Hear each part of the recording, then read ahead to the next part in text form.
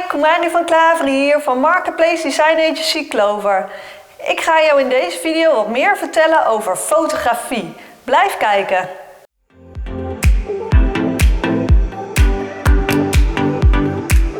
Een beeld zegt meer dan 1000 woorden. Een gevleugelde uitspraak en dat is niet voor niks. Een iPad heeft een formaat van een A4, heeft afgeronde hoeken, is zwart van kleur, heeft een glanzend oppervlak en een knop in het midden aan de onderzijde. Deze is ongeveer zo groot als je duim. En er zit een rand op en in het midden zit het scherm. En daar kun je eigenlijk van alles op laten zien, zoals websites, documenten. Je kunt er ook op tekenen of in typen. Nou, nu geef ik even een korte omschrijving van een iPad.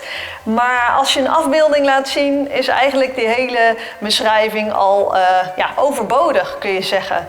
Want al die aspecten die ik net benoem, kun je eigenlijk heel eenvoudig laten zien. En ja, dat is even een klein voorbeeld met waarom die uitspraak zo van toepassing is. En helemaal op het gebied van productfotografie en fotografie voor marketplaces. Vaak worden op marketplaces zoals Bol en Amazon natuurlijk goede teksten geschreven om je een bepaald gevoel en sfeer en idee te geven van een product. Maar de afbeeldingen, eigenlijk kunnen die in een instant, in een second eigenlijk al heel snel laten zien hoe het product eruit ziet en wat voor materiaal het heeft en wat voor sfeer daarbij hoort. En daarvoor is beeld dus ontzettend belangrijk. En dan nog specifieker fotografie. En daar ga ik in deze video iets meer over vertellen.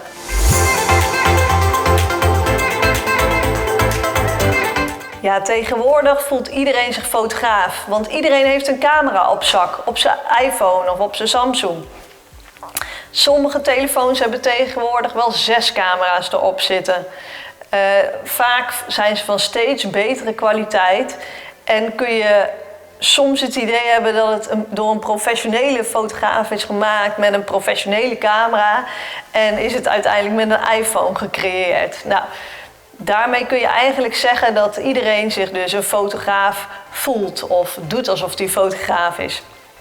Ik moet daar echt bij zeggen, je bent dan een amateurfotograaf. Professionele fotografie, daar komt veel meer bij kijken dan een klik. Even een foto maken, iets neerzetten en een foto. En dat is misschien wel voor de hand liggend. Als je een beetje gevoel hebt voor een mooi beeld en fotografie, dan snap je wel dat er meer bij komt kijken. Misschien denk je dan, ik moet zorgen dat het licht goed is en dat hetgeen wat ik uit wil lichten, dat goed zichtbaar is. Nou, dat is inderdaad waar en een beetje vanzelfsprekend. Maar bij professionele fotografie komt er ook nog scherpte diepte bij kijken. Compositie, kleur. Misschien zit er wel een bewegend onderdeel in wat je wil laten zien. Nou, en alle technische aspecten komen dan ook om de hoek kijken. Nou, er zit ontzettend veel kennis en ervaring in professionele fotografie. Net zoals ieder een vak heeft, is professionele fotografie, of fotografie dus, echt een vak apart. En er zijn natuurlijk amateurfotografen die met een spiegelreflex hele mooie foto's kunnen maken. En ik denk dat als je je daarin verdiept hebt en kennis en ervaring hebt opgedaan, dan ga je langzaam ook naar professionele fotografie. Maar er is echt een groot verschil tussen de camera die je op zak hebt, waar je even een foto mee maakt, en een professionele foto. En ik zie echt de meerwaarde van professionele fotografie. Ik denk dat je helemaal op marketplaces heb je maar 1 kans voor een eerste indruk en die moet je benutten. Dus ik zou zeggen, investeer altijd in professionele fotografie. Dat is de kans om je product zo snel mogelijk terug te verdienen en ook zorgen dat het ook inkomsten voor je blijft genereren. Ga je toch voor even snel zelf maken, een beetje bewerken in een programma en knal je het online. Ik denk echt dat je dan omzet kan laten liggen. Dus mijn advies is altijd, wil je een professioneel resultaat, besteed het dan uit aan de professional. Die heeft de juiste apparatuur, de juiste software, de kennis en ervaring om een goed resultaat neer te zetten. Waarmee je echt meer omzet kan genereren.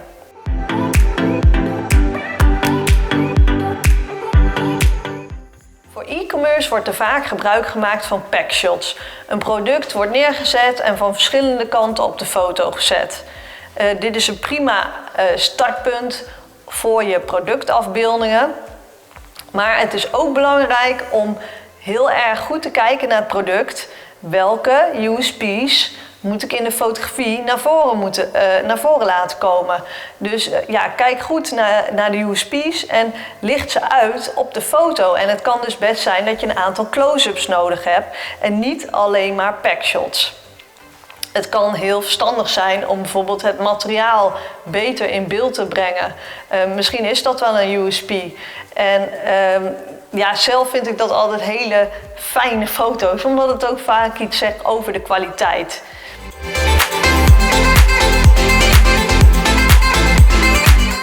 Nou, er is echt een verschil tussen de fotografie voor webshops en die voor marketplaces. Op een marketplace zoals bol.com en Amazon heb je natuurlijk veel meer concurrentie op hetzelfde product. Hier kun je dus goed rekening mee houden als je aan de slag gaat met de fotografie. De potentiële klant wil in een paar tellen zien wat het verschil is tussen jouw product en die van de concurrent. Dus zorg er dan ook voor dat naast de gewone packshots, dat je close-ups maakt van de USP's waarvan jij eigenlijk een streepje voor hebt op je concurrent. Als je je product door een professional op de foto laat zetten, wordt dit vaak in een fotostudio gedaan. Daar is eigenlijk altijd een witte achtergrond aanwezig om het product op te presenteren, zodat het makkelijk vrijstaand gemaakt kan worden met Photoshop bijvoorbeeld.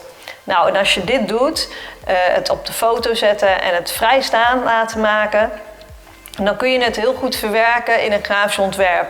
Kun je er een andere achtergrond achter zetten, een kleurvlak. Nou, je hebt veel meer mogelijkheden in je grafisch ontwerp om een bepaalde stijl, sfeer, emotie over te brengen. Nou, naast die witte achtergrond is ook de belichting heel erg belangrijk in een studio.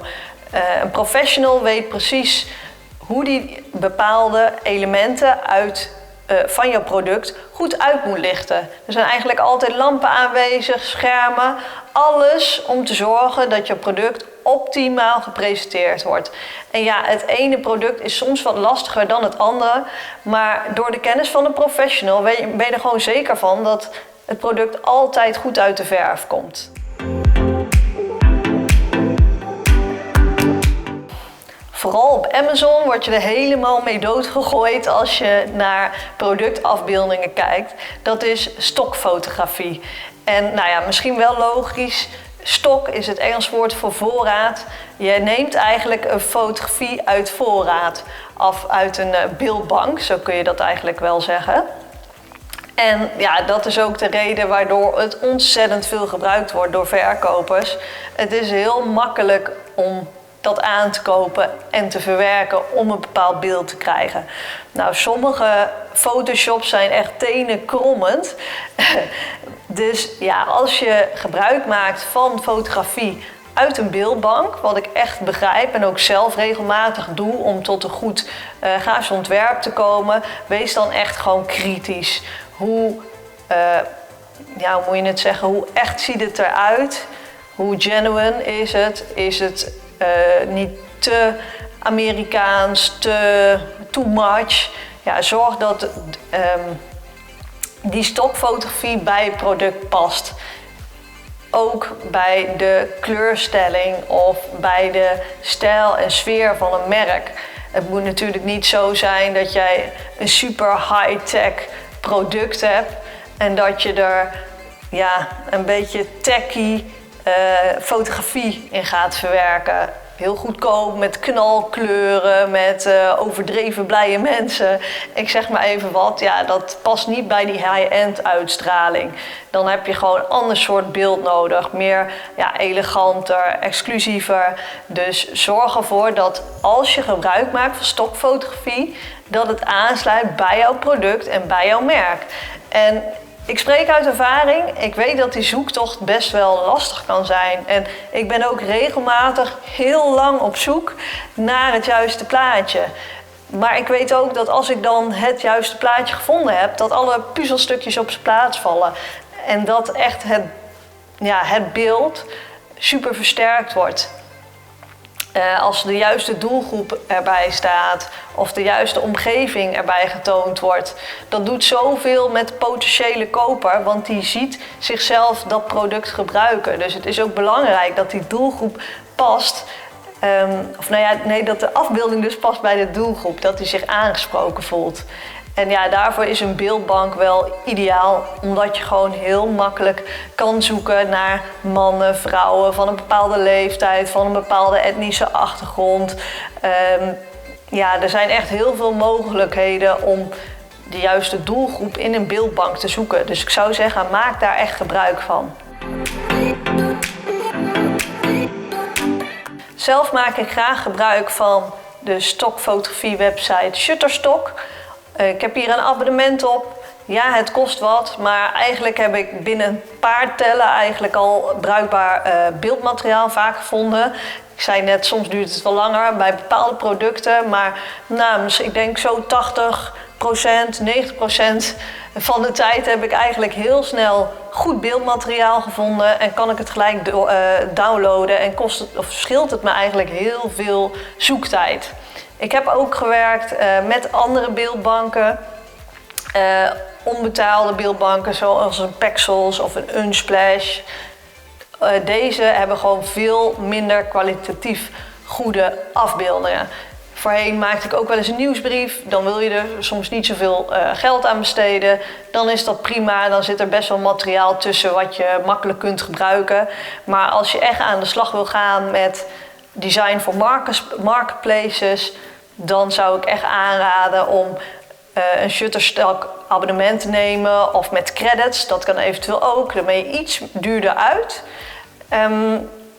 Maar dat maakt niet uit voor een paar afbeeldingen. Het verdient zich echt terug als je ervoor kiest om een doelgroep, een omgeving toe te voegen om je product eigenlijk te optimaliseren online.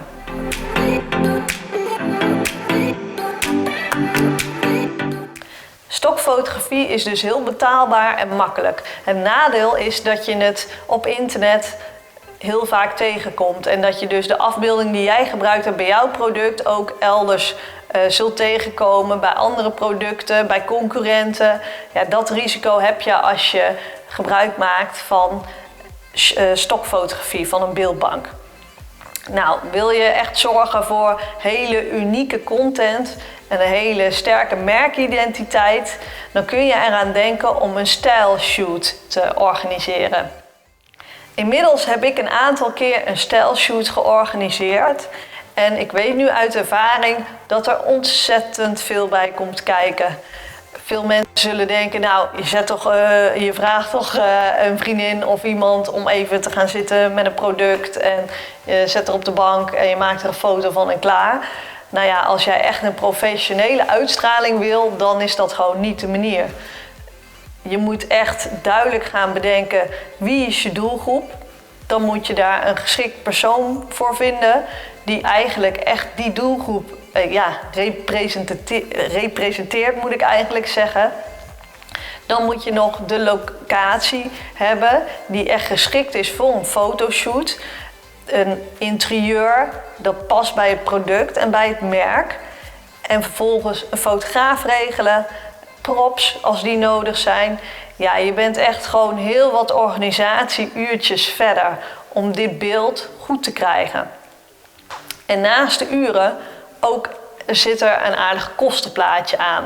Zoals ik al zei, een model zul je moeten regelen. Misschien wel 1, misschien wel 2. Misschien heb je wel een kindje nodig of een huisdier, dat kan ook.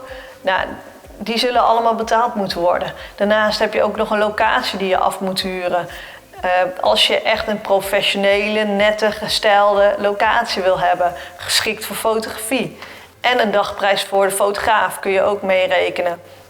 Nou, dan zit je echt wel aan een aardig kostenplaatje.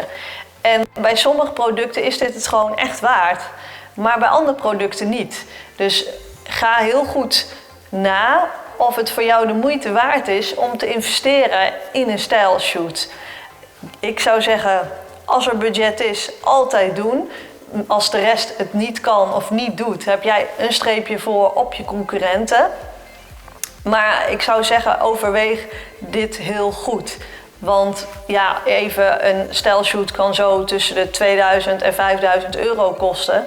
Heb jij een product van 20 euro met, ik noem even wat, 5 euro marge. Nou ja, dan kun je wel bedenken dat je aardig wat om moet zetten. Wil je dat eruit gaan krijgen? Dus ja, ga goed te raden.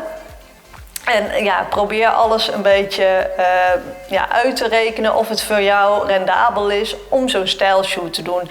En anders blijft stokfotografie, als je het goed toepast, een prima alternatief.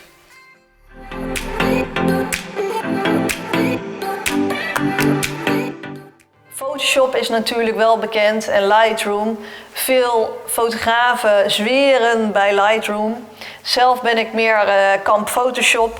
Dat is denk ik als grafisch ontwerper toch hetgeen wat je het meest gebruikt. En wat ook voor marketplace design het meest gebruikt wordt. Want je moet heel veel beeld samenstellen. Je gaat heel erg aan de slag met het vrijstaand maken, beelden combineren, in elkaar over laten lopen, in lagen werken. Ja, ik vind dit ontzettend leuk om te doen. Om een zo realistisch mogelijk beeld te creëren. En ja, daar ben ik best wel handig in geworden. Ook best wel snel. Ik kan er heel efficiënt mee werken. En ik denk dat dat ook een stukje ervaring is. Ik heb in de afgelopen 2 jaar dat ik me erin gespecialiseerd heb, ontzettend veel nieuwe skills opgedaan. Terwijl ik al 10 jaar ontwerper was, of misschien wel langer. Dus ja, voor marketplace design heb je echt een andere skillset nodig qua Photoshop.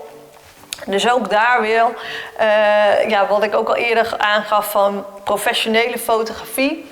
Er zijn echt wel veel grafische ontwerpers. Er zijn ook veel grafische ontwerpers die handig zijn met Photoshop. Maar echt het marketplace designen, listing images, listing design is echt een vak apart. Omdat er hele andere skills bij komen kijken. Ook het schaduwwerk, belichting, het vrijstaan maken van lastige producten. Het combineren van beelden. Ja, dat zijn eigenlijk allemaal elementen die ik eerder als grafisch ontwerper voor een flyer of voor een website eigenlijk nooit nodig had. Dus daarmee wil ik ook zeggen, als je echt mooie fotobewerking wil hebben, ja, probeer dan ook echt even je skillset een beetje up-to-date te hebben. En mocht ik je hiermee kunnen helpen, dan hoor ik dat natuurlijk graag.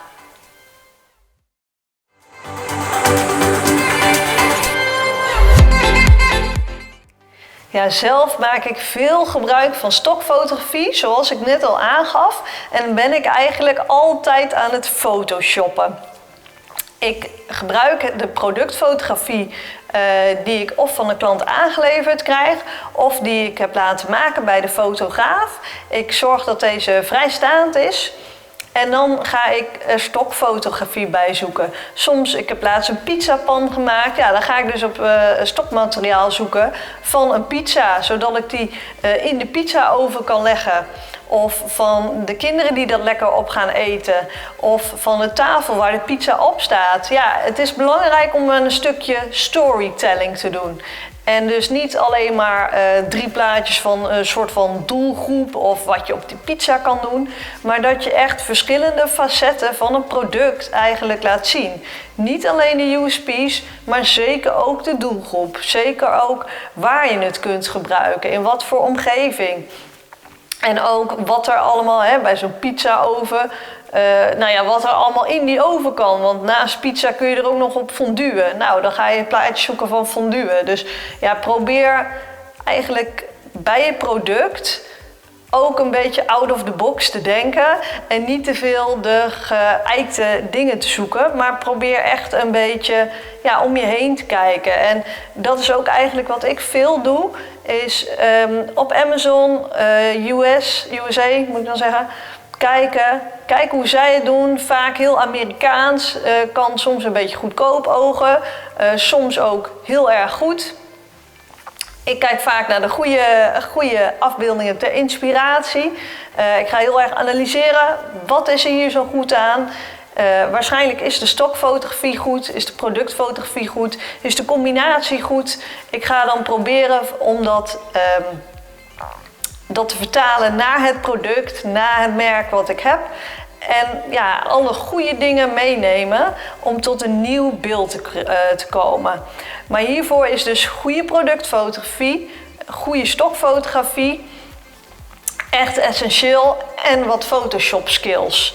Nou, en dan komen we eigenlijk gelijk bij een volgend onderwerp. Ik heb dus net eigenlijk al wat verteld over productfotografie, over stokfotografie en sfeerfotografie. En in een afbeelding is het natuurlijk de bedoeling dat die allemaal samen gaan komen.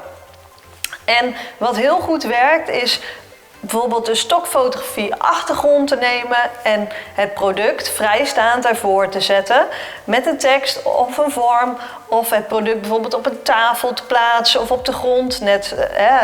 Ligt natuurlijk aan wat voor soort product het is en waar je het normaal neerzet.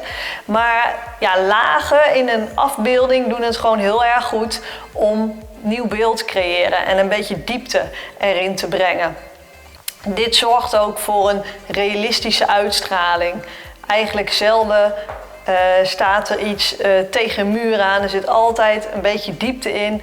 En als je met stokmateriaal toch een realistische afbeelding wilt creëren, moet je dus ook echt goed kijken hoe de realiteit is en hoe je dat kan creëren. Dus het is ook belangrijk dat je dan let op de schaduwen bij de productfotografie. Alles om te zorgen dat die stokfotografie, die eigenlijk iedereen gebruikt, er toch heel professioneel uitziet. En echt het gevoel en de sfeer en de emotie meegeeft in de afbeelding. Zodat die potentiële klant zich echt aangesproken voelt. En denkt, ik krijg echt een fijn gevoel bij die afbeelding. Of zo zou ik er ook wel bij willen zitten. Of wat een gaaf product en wat een mooi interieur. Als ik dus dat product heb, dan heb ik ook zo'n uitstraling of ook zo'n interieur. Ja, je wil echt met de afbeelding en dus ook met de stokfotografie een bepaald gevoel overbrengen. Dus zorg dat je daarin heel zorgvuldig gaat kiezen. En ja, dat kost wat meer tijd, zoals ik al aangaf, maar dat is zeker de moeite waard.